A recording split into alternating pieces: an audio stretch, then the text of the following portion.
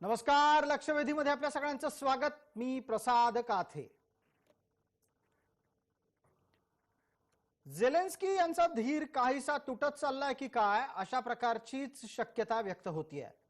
ताज्या वक्तव्यामध्ये युक्रेनचे राष्ट्रप्रमुख झेलेन्स्की यांनी वक्तव्य केलंय की रशियाला आता युक्रेनमधून बाहेर काढता येणार नाही आणि ही परिस्थिती ही भविष्यात तिसऱ्या महायुद्धाला आमंत्रण देणारी ठरेल, असं सुद्धा व्लादिमीर झेलेन्स्की यांनी बोलून दाखवलंय. झेलेन्स्की हे वारंवार आपल्या सैन्याचं मनोबल राखण्यासाठी प्रयत्नशील आहेत. त्याच पद्धतीने त्यांचं सैन्य सुद्धा रशियाच्या सैन्याशी मुकाबला करताना दिसतंय. ज्या अपेक्षेप्रमाणे रशियासारखा बलाढ्य शत्रू हा काही दिवसातच युक्रेनवर पूर्णपणे ताबा मिळवेल अशी शक्यता वर्तवली जात असताना सुद्धा एका महिन्याच्या नंतर रशियाचं आक्रमण थांबलेलं नाही आणि आता एका महिन्याच्या नंतर झेलेन्स्की यांची भाषा सुद्धा बदलताना दिसतेय. झेलेन्स्की यांनी असे अचानक खांदे का पाडावेत?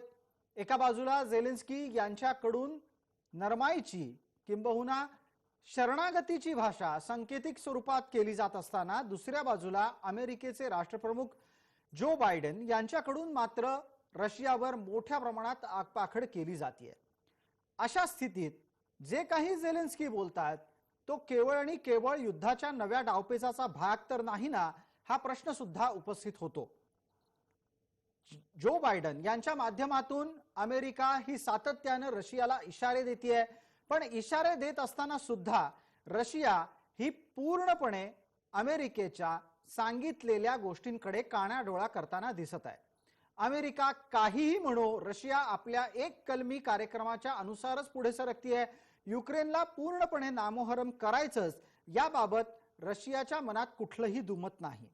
हे सगळं घडत असताना झेलेन्स्कींची नवी भूमिका, अमेरिकेची चिडचिड आणि रशियाचं शांत संयंत आक्रमण या सगळ्या गोष्टी काय दाखवतायत?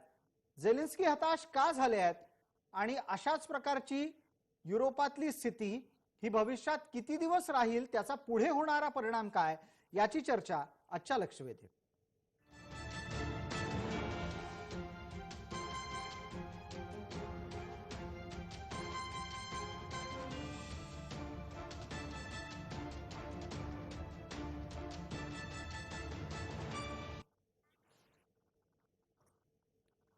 या चर्चेमध्ये आपल्यासोबत सहभागी होणाऱ्या मान्यवरांचा मी आपल्याला पटकन परिचय करून देतो. आपल्यासोबत दोन लष्करी अधिकारी आहेत. निवृत्त लष्करी अधिकारी या नात्याने आपल्यासोबत ते चर्चेमध्ये जोडले गेलेले आहेत. निवृत्त ब्रिगेडियर हेमंत महाजन सर, त्याचबरोबर निवृत्त कर्नल अभय पटवर्धन सर. आपल्यासोबत पुण्याच्या सावित्रीबाई फुले विद्यापीठाच्या संरक्षण आणि सामरिक शास्त्र विभागाचे प्रमुख विजय खरे अभ्यासक या नात्याने जोडले गेले आहेत. माझा पहिला प्रश्न पटकन अभयरावांना आहे. अभयराव पटवर्धन सर, ज्या पद्धतीने झेलेन्स्कींच्या मुखातून हे निघावं की आता रशियाला काही बाहेर काढता येणार नाही आणि असाच रशिया युक्रेनमध्ये बसून राहिला तर तो तिसऱ्या महायुद्धाला आमंत्रण देणाराच ठरेल, यातून अर्थ काय घ्यायचा? याचा अर्थ अभयजी, बोलता बोलता आपला आवाज बंद झाला. आपण आपलं उत्तर सुरू करावं. जे काही झालेलं आहे त्या अनुषंगाने केलं तर तिचं लक्षात येतो. ती गोष्ट अशी की झेलेन्स्कीचा सध्या सुटलेला आहे. आपण जे म्हटलं की रशियाने एक महिना झाला तरी आक्रमण का करू शकले नाही, तर ही रशियाची रणनीती आहे. रशियामध्ये जवळपास 50 वर्ष होता आणि त्यांना त्या देशाला किंवा त्या प्रांताला किंवा त्या क्षेत्राला पूर्णपणे नेस्तनाबूत करायचं नाही आहे. त्यामुळे त्यांनी जे मोठी मोठी शहरं आहेत त्या शहरांना वेढा घातलेला आहे. ब्लॅक सी मध्ये जे मारिउपोल शहर आहे ते त्यांनी काबीज केलेलं आहे किंवा त्याला न्यूट्रलाइज केलेलं आहे. ब्लॅक सी त्यांनी आपला कॉरिडॉर क्रिमिया बरोबरचा तयार केलेला आहे. त्याच्यामुळे इथे ते आलेले आहेत. आणि जसं मी मागे सुद्धा अनेकदा सांगितलेलं आहे की रशियाला वेळेची चिंता नाही आहे. कितीही दिवस युद्ध चाललं तरी ते सस्टेन करण्यालायक रशियाकडे संसाधनं आहेत. दुसरी गोष्ट अशी की झेलेन्स्कींनी सुरुवातीला काही जरी म्हटलं आणि वेस्टर्न मीडियामध्ये किती जरी लिहून आलं तरी दोन गोष्टी आपण लक्षात ठेवल्या पाहिजे की जर युक्रेनकडे एवढं सामर्थ्य असतं, त्याचं एअरफोर्स ऍक्टिव्ह असतं, त्याची आर्टिलरी ऍक्टिव्ह असती, तर रशियाच्या फौजेवर ते काउंटर अटॅक करू शकले असते. पण त्यांचे काउंटर अटॅक कुठे चालू आहेत? तर ज्या शहरांना वेढा घातलेला आहे त्या शहरांमध्ये छोटे छोटे काउंटर अटॅक त्यांचे चालू आहेत. हा जो 60 किलोमीटरचा मोठा कॉन्वॉय आला होता, जी त्या कॉन्वॉयपैकी किती लोकांना त्यांनी उडवलं, किती गाड्या त्यांनी उडवल्या, त्याची काही कारवाई किंवा काही जी सोशल मीडियाने आपल्याला दिलेली नाहीये. त्यामुळे त्याच्यात काही फारसं नुकसान झालं असेल असं मला वाटत नाही. रशिया आपल्या प्लॅन प्रमाणे चालतोय. ठीक. युक्रेनकडे पूर्णपणे सेना नाही आहे. त्याच्याकडे जी स्टँडिंग आर्मी आहे ती जवळपास 4 लाखाची आहे आणि 7.5 लाखाची त्यांची कॉन्स्क्रिप्शनची आर्मी आहे. त्याच्यापैकी अर्ध्याच्या वर लोक पळून गेलेले आहेत, दुसऱ्या देशांमध्ये स्थलांतरित झालेले आहेत. त्यामुळे त्यांच्याकडे लढण्याकरता माणसं नाही आहेत, त्यांच्याकडे लढण्याकरता जी मॅन पॉवर नाही आहे. या स्थितीमध्ये महाजन सरांसाठी माझा पुढचा प्रश्न असा असेल की या स्थितीत आत्ताच्या घडीला झेलेन्स्कींचं हताश होणं हे येत्या काही काळात शरणागतीची भाषा त्यांच्या तोंडी पाहायला आपल्याला संधी देऊ शकतं की हा एक युद्धातला डावपेच असू शकतो? महाजन सर, आता जी तुम्ही पंतप्रधानांचे प्रश्न विचारले त्याचा मला आवाज अजिबात आला नाही, त्याच्यामुळे ते काय बोलले मला नेमकं कळालं नाहीये. जी परंतु माझं जे उत्तर आहे ते मी इंडिपेंडेंटली देतो आहे. जी आपण प्रश्न विचारला की झेलेन्स्की हताश झाले आहेत का वगैरे, तर मला असं वाटत नाही की सध्या अशी परिस्थिती निर्माण झालेली आहे, कारण इतके दिवस झालेले आहे आणि रशियन सैन्य जे आत आलं होतं त्यांना जे करायचं होतं त्यापैकी त्यांना कुठलंही एखादं मोठं शहर हे जिंकता आलेलं नाही. आणि इतकी थोडीफार माहिती मला माहिती आहे त्याप्रमाणे आता काही रशियन सैन्य खास तर जे जिथे चेर्नोबिलचा ऍक्सिडेंट झाला होता त्या भागातून ते बेलारूसमध्ये परत जात आहे.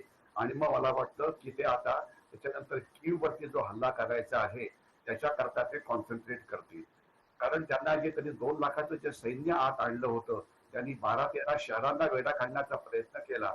तो एक बरोबर असा लष्करी डावपेच नव्हता.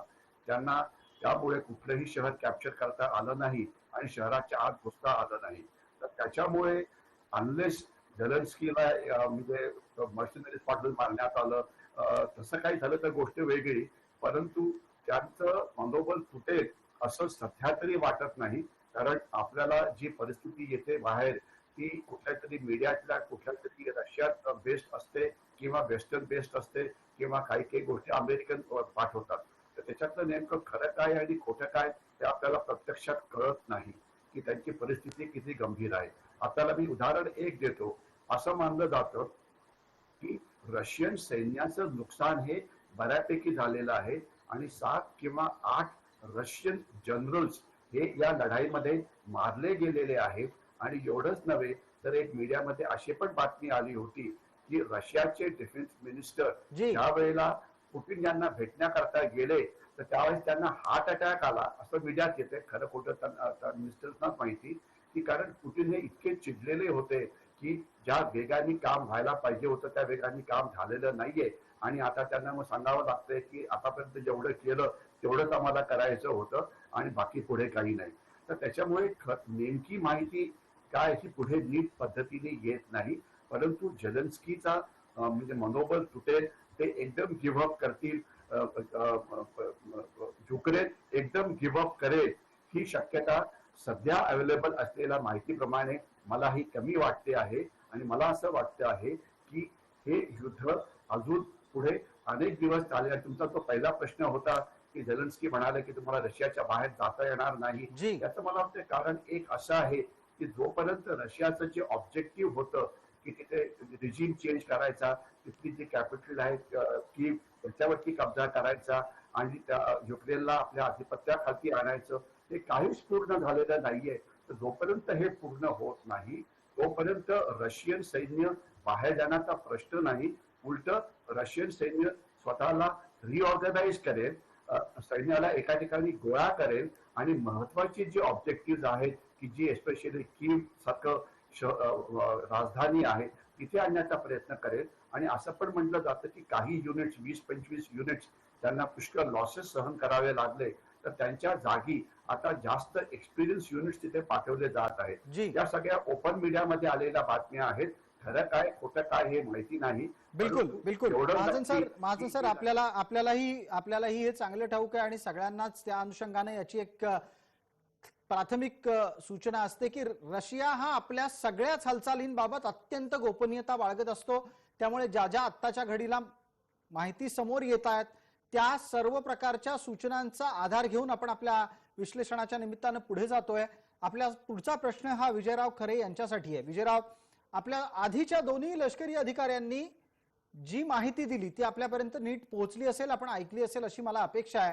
मला आपल्याला असं विचारायचं आहे की हे युद्ध असंच चालत राहण्यामागे रशियाचा हेतू काय हे लपून राहिलेलं नाही, पण अचानक अमेरिकेची एवढी चिडचिड का सुरू व्हावी आणि अमेरिकेची चिडचिड सुरू झाल्याच्या सुमारास झेलेन्स्कींनी खांदे पाडून का घ्यावेत? एक युद्धाचं एक प्रिन्सिपल म्हणजे जी काही महत्वाचे प्रिन्सिपल आहेत त्यामध्ये एक सर्वात महत्वाचं जे प्रिन्सिपल आहे ते म्हणजे मोराल. आणि जेलेन्स्कीचे जे स्टेटमेंट आहे ते स्टेटमेंट आपल्या सैनिकांचं मोराल बूस्ट व्हावं, आपल्या नागरिकांचं मोराल बूस्ट व्हावं आणि त्याचबरोबर त्यांच्या स्टेटमेंटद्वारे काहीतरी मदत नाटो आणि अमेरिकेने करावी अशा पद्धतीची वेळोवेळी त्यांनी हाक दिलेली आहे. म्हणजे तुम्ही जर नीट बिटवीन द लाईन्स जर त्यांचे स्टेटमेंट बघितलं ते सरळ सांगतात की जर रशिया युक्रेन कॅप्चर केला तर संपूर्ण युरोपला त्याचे परिणाम भोगावे लागतील किंवा संपूर्ण युरोप आता त्याच्या आधिपत्याखाली येऊ शकेल अशा पद्धतीचे स्टेटमेंट देऊन आंतरराष्ट्रीय पातळीवर जेलेन्स्की विशेषतः नाटो आणि अमेरिकेला आपल्याला मदत कशी मिळेल यासाठी प्रयत्न करतायत. हा एक भाग. दुसरा एक भाग अमेरिकेचा की जे ट्रम्प प्रशासनाच्या कालखंडामध्ये ज्या पद्धतीची अग्रेसिव्ह भूमिका ट्रम्पने चीनच्या विरोधात घेतली होती तर ट्रम्प त्याचबरोबर इतर ठिकाणी घेतलेले होते, तशी भूमिका बायडन घेत नाहीत अशा पद्धतीचं एक परसेप्शन अमेरिकेच्या मीडियाद्वारे आणि लोकांमध्ये निर्माण होत आहे की आज युरोपमध्ये अशा पद्धतीचं रशियाचं आक्रमण होऊनही त्या ठिकाणी अमेरिकेची भूमिका नेमकी दिसत नाही असंही त्या ठिकाणी लोकल जे स्ट्रॅटेजिक थिंक टँक आहे त्याद्वारे तिथे रिफ्लेक्शन होत आहे. आणि त्यामुळे हे जे रिफ्लेक्शन याचे परिणाम राजकीय होत असतात, त्याच्यामुळे त्यांना तशा पद्धतीची मदत करणं गरजेचं आहे. आणि म्हणून अमेरिकेच्या राष्ट्राध्यक्षांनी पोलंड इथे त्या ठिकाणी व्हिजिट्स केल्यात आणि मला असं दिसतं की येणाऱ्या कालखंडामध्ये अजून अमेरिकेला काउंटर करण्यासाठी कदाचित रशिया पोलंडच्या शेजारील जेवढेही स्ट्रॅटेजिक बेसिस आहेत जर अधिक अपयश युक्रेनमध्ये त्या ठिकाणी हिट अँड रनची स्ट्रॅटेजी म्हणजे गुरिला स्ट्रॅटेजीद्वारे युक्रेनियन सैनिक आणि लोकांच्या द्वारे जर काउंटर करण्यात आलं तर कदाचित जागतिक याच्यावर आपलं लक्ष केंद्रित करण्यासाठी रशिया पोलंडच्या सीमेलगती ही बॉम्बार्डिंग करण्याचा प्रयत्न करू शकेल. हा एक आणि सर्वात महत्वाचा जो आपला मुद्दा पूर्ण करा. बोला विजयराव. हा, सर्वात महत्वाचा जो मुद्दा आहे तो म्हणजे की ज्या अमेरिकेच्या राष्ट्राध्यक्षांनी जे सांगितलं की जर रशियाकडनं नॅचरल रिसोर्सेस मिळत किंवा ऑइल किंवा गॅसेस मिळणार नाहीत तर नॉर्थ अटलांटिक थ्रू आम्ही त्या ठिकाणी संपूर्ण युरोपला गॅस आणि वायू आणि इंधन असं आम्ही देऊ अशा पद्धतीची घोषणा करावी लागली. परंतु ते टेक्निकली आणि इकॉनॉमिकली व्हायबल नाही. आणि दुसरं एक असं महत्वाचं की जे युरोपियन राष्ट्रांना सुद्धा अमेरिकेवर आज विश्वास राहिला नाही. ज्या पद्धतीने त्या ठिकाणी अफगाणिस्तानमधून त्यांनी विथड्रॉ केलेला आहे, आज 1 महिना झालेला आहे तरीही युक्रेनला डायरेक्ट त्या ठिकाणी सपोर्ट केला नाही. त्यामुळे केवळ लष्करी मदत देऊन युक्रेनला त्या ठिकाणी लष्करी साधन सामुग्री देऊन रशियाला आता काउंटर करता येणार नाही आणि रशियाही त्या ठिकाणी थांबणार नाही. त्यामुळे आणि यात विजयराव एक गोष्ट आपल्यालाही निदर्शनास आलेली असेल की अमेरिका हे प्रत्यक्ष मनुष्यबळाचं सैन्य पाठवण्यापासून कचरत आहे. प्रत्यक्ष आपली माणसं दुसऱ्या भूमीवर पाठवून तिसऱ्या देशाच्या साठी लढायला लावणं अशा प्रकारची कुठलीही कृती करायला आता अमेरिका धजावत नाही. त्याऐवजी ते म्हणतात पैसे घ्या, सैन्य घ्या, माफ करा, पैसे घ्या आणि शस्त्र घ्या. या प्रकारच्या भूमिका घेत अमेरिका जर समजा मदतीला उतरणार असेल तर युक्रेनचा टिकाव हा रशिया समोर किती दिवस लागेल या संदर्भात महाजन सरांनी मार्गदर्शन करावं. महाजन सर, आपण वारंवार गेले जवळपास महिनाभर या युद्धाच्या निमित्तानं विविध मुद्द्यांच्या अनुषंगानं चर्चा केली. आपण सातत्याने या गोष्टीकडे लक्ष वेधत होतात की हे काही पटकन संपणारं युद्ध नाही, या प्रकारची स्थिती ही दीर्घकाळ चालणारी आहे. आता ही दीर्घकाळ चालणारी स्थिती ही अमेरिकेच्या केवळ पैसे आणि शस्त्राच्या भरोशावर झेलेन्स्की किती दिवस पुढे नेऊ शकतील, आणि ती चूक किंवा तशा प्रकारची गोष्ट लक्षात आल्यानंच आता झेलेन्स्कींचे खांदे गळाले आहेत का? असं आहे की गेले जे ऑलमोस्ट महिनाभर जे युद्ध सुरू आहे यामध्ये युक्रेनचं नुकसान हे प्रचंड झालेलं आहे. रशिया दुसऱ्या महायुद्धात एक पॉलिसी फॉलो करायचं, त्याला स्कॉच अर्थ पॉलिसी असं म्हटलं जायचं. म्हणजे रस्त्यामध्ये जे येईल ते पूर्ण बर्बाद करून टाकायचं, ज्यामुळे शत्रू राष्ट्राला त्याचा वापर हा करता येणार नाही.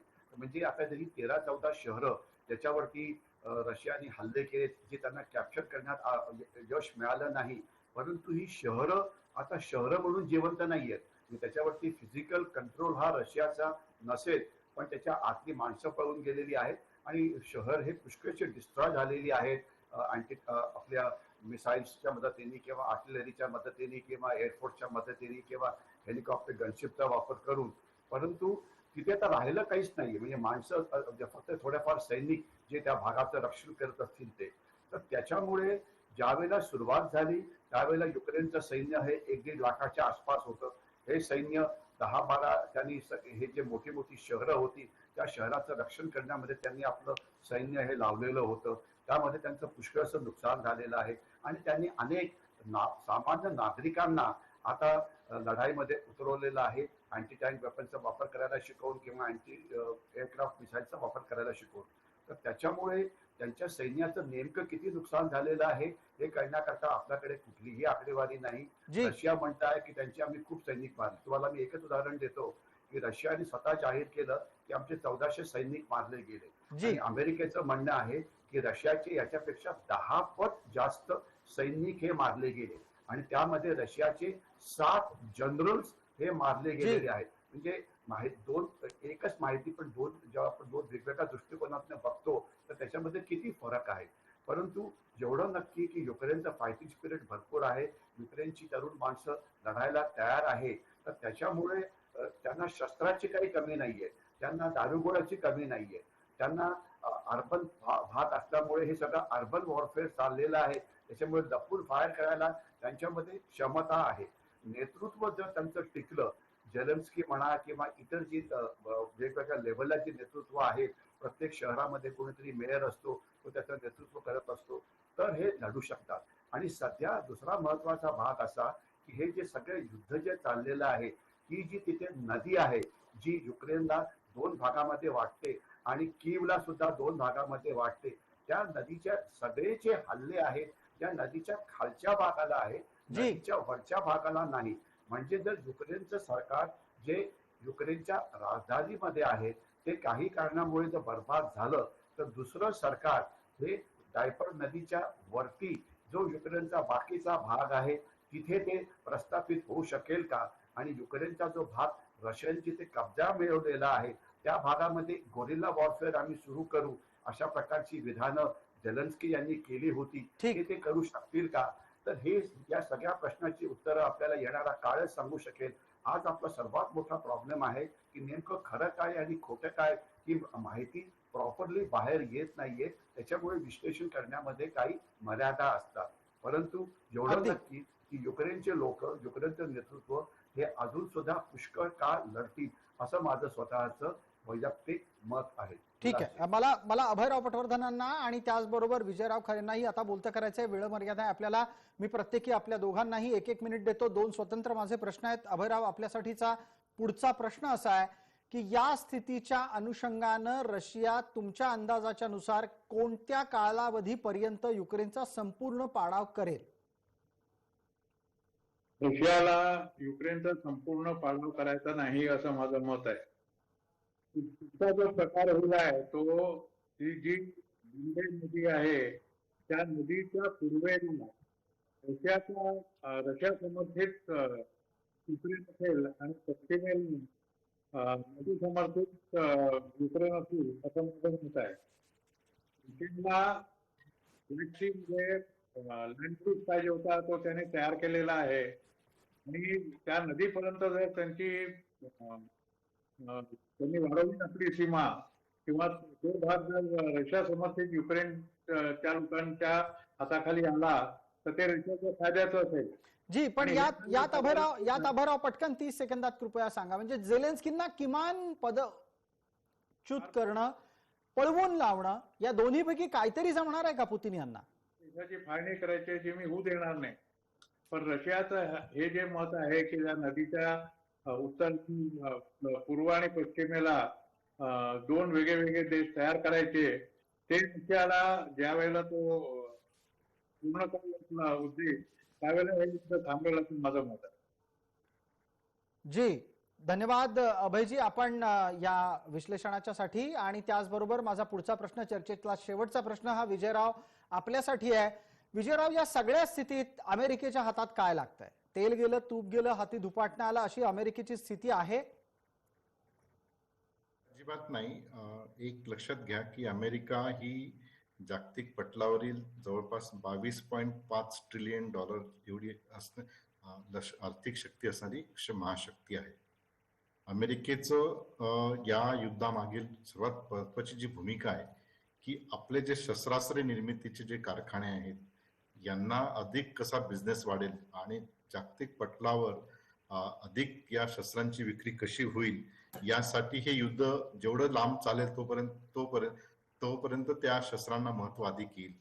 हा एक त्याच्यातला एक बिहाइंड, म्हणजे त्याला म्हणतो ना आपण, खरा मुद्दा तो हा आहे की त्यांचं मार्केट आहे. दुसरं, जागतिक पटलावर एक जी त्यांची काय म्हणतात ना, जी, एक हेजेमनी जी आहे ती कंट्रोल करण्यासाठीची जी शक्ती आहे ती शक्ती राहण्यासाठी वेळोवेळी ते तशा पद्धती रिफ्लेक्शन देतील.